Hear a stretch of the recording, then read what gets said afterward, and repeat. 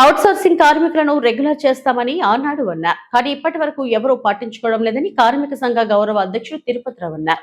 Srikakulam RTC complex వద్ద వారు తమ అసంతృప్తిని వెళ్లగక్కారు. ప్రభుత్వం పట్టించుకోవాలంటూ నినాదాలు చేశారు.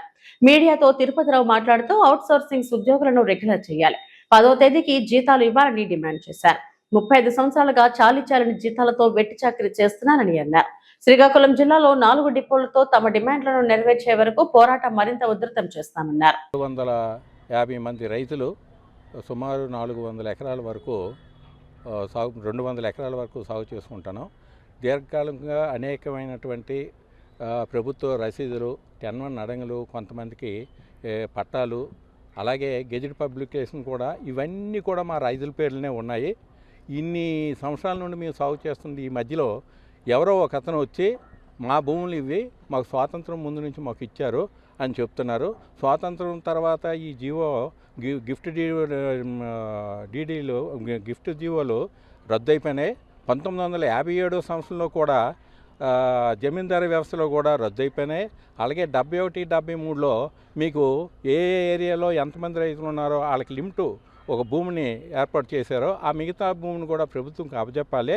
అలాంటిది ప్రభుత్వంకి అప్పచెప్పారో లేదో తెలియదు, లేకపోతే ఆయనకి భూములు ఉన్నాయని తెలియదు. ఇప్పుడు వచ్చి రైతులకి తీవ్ర ఆందోళన చేయిస్తున్నారు. ఎందుకంటే మా భూములు మాకున్నాయి మీరు అని ఒక దరఖాస్తు పెడితే వెంటనే అధికారులు గ్రామసభ పెట్టారు, మొన్న నిరాకరించడం కూడా జరిగింది.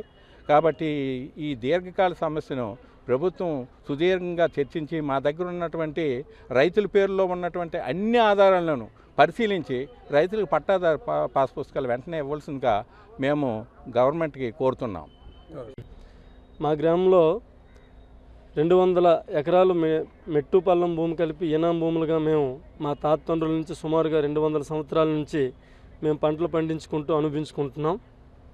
అయితే ఈ 200 ఎకరాలకు కూడా ప్రభుత్వం వారు గతంలో 9(2) ఫారాలు, 10(1) అడంగాలు, అలాగే భూమి శిస్తులు వసూలు చేసి ప్రభుత్వం నుంచి ప్రకృతి వైపరీత్యాలు వచ్చే పంట నష్టాలు కూడా ప్రభుత్వం వారు మా రైతులకి స్వయంగా అందించారు.